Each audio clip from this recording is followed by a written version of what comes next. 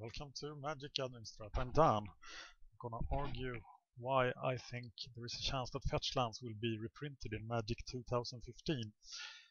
I just sold my Fetchlands for the Zendikar flashback drafts and I was wrong. They dipped quickly and then they went up again. Everybody was waiting to buy Fetchlands and now they are above the value they were when flashback drafts began. But this got me thinking. I bought 4 Scalding Tarns and then I started thinking, wow, these are really risky investments. Do I need them for playing in Modern? 4 of my decks are monocolor, so I don't. And do I want to be sitting with Fetchlands when they are reprinted? And I think they are due to be reprinted very soon. And I think that the most likely place to reprint them is Magic 2015. And I'm going to make my argument here. This is all high-tech, as you see.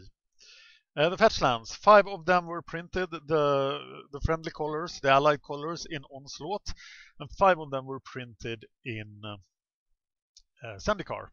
And those are the Modern legal. So in Modern you can only play enemy color Fetchlands, which makes absolutely no sense. Yeah. I will give you my reasons why I think they will be reprinted. There are possibly more reasons than this, and please share your thoughts on the matter, when you think they will be reprinted and how.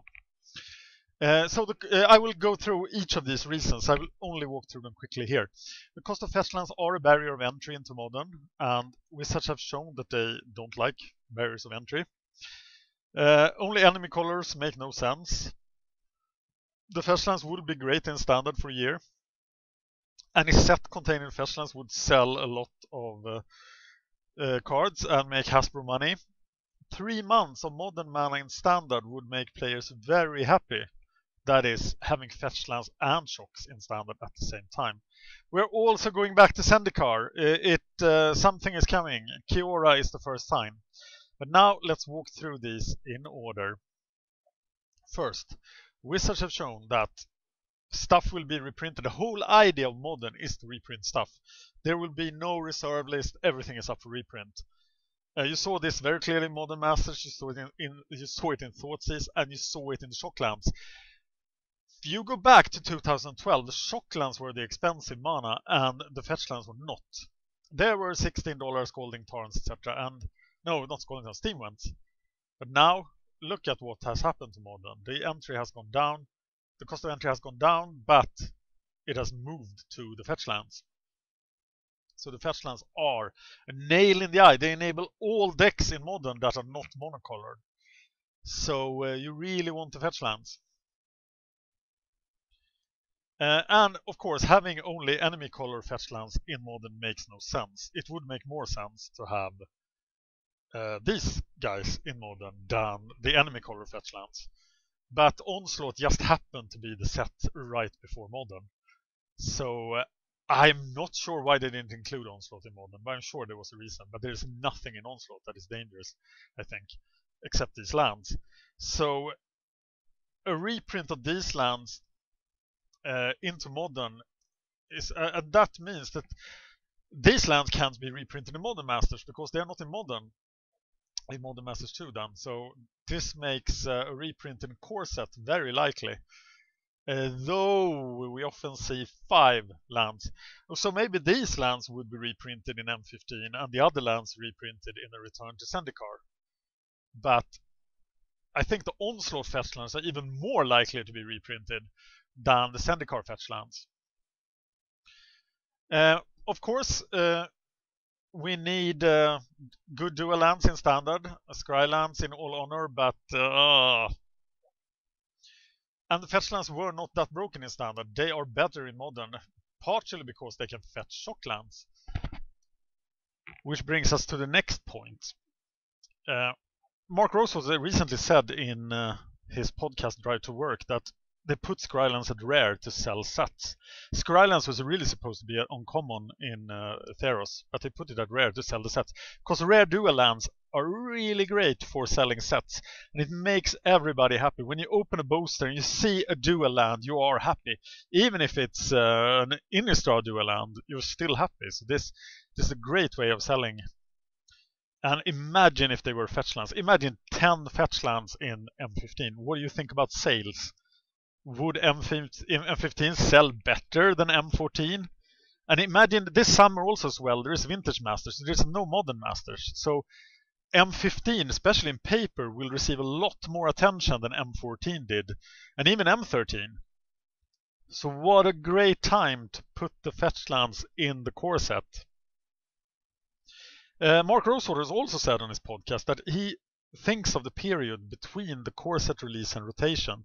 So the summer, July to October, as a set where they will allow crazy things in standard because they know they won't last. And do you remember when he said, or when Wizards said that, no, we can't put any dual lands in M14 because mana will just be too good. Is mana too good right now? Nah. Would mana be too good in the 3-month period between July and October 2014? Yes, it would. So I think that maybe the fact that he didn't put duels in M14 makes it even more likely that the Fetchlands, or a subset of the Fetchlands, the Onslaught Fetchlands for example, are in Magic 2015. Kiora references Zendikar, Elspeth references Zendikar. They've talked a lot about Zendikar in the lore for Theros. So, and people are excited about like gods versus Eldrazi. Will Kiora and Elspeth bring the gods as their help to take back Zendikar from the Eldrazi? Zendikar was a very popular format, and what would be more iconic than reprinting the Zendikar Fetchlands? The Onslaught Fetchlands have nothing to do with Zendikar, and even the Zendikar Fetchlands are very generic. They are not as tightly tied to the world as the Ravnica Shocklands were. But I think the Fetchlands are very, very likely to return soon. And if you don't reprint them in Magic 2015, you could reprint them in a Return to Zendikar set of next year. You could reprint them even in Yui. We don't know what Yui will be about yet, but we will soon know. The first release about Yui will come up shortly. That's the fall set of 2014. Of course, Modern Masters 2 is a great place to reprint the Fetchlands and don't have them in standard, or have a limited set of them in standard. Maybe you could reprint the Onslaught Fetchlands in M15 and then reprint the Zendikar Fetchlands in Modern Masters 2. And the last place I think they would reprint them in is Magic 2016.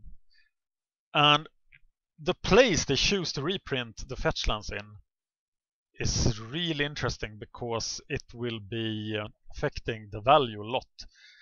As we saw, reprinting stuff in Modern Masters at Rare really brought down the value, but it didn't totally crash the value like the Shocklands did. The Shocklands will probably be worth somewhere between 2 and 3 tickets after Ravnica rotates. Ravnica was drafted a lot, and when you can't play them in standard, Shocklands will be cheap for a few years at least, possibly even longer. So the value of the Fetchlands would be totally crashed if they were reprinted in a big set like Yui or Return to Zendikar. They're reprinted in Magic 2015, the value will drop a lot, but they will still be rarer than if they were reprinted in the fall set. And if you reprint them in Modern Masters 2, I think that's the best for their value. So that's it, that's my theory. I might be wrong, I might be right. I want to know what you think, and I want you to write it in the comments to this video. Thank you for watching. This is MagicGatheringStrat, and I'm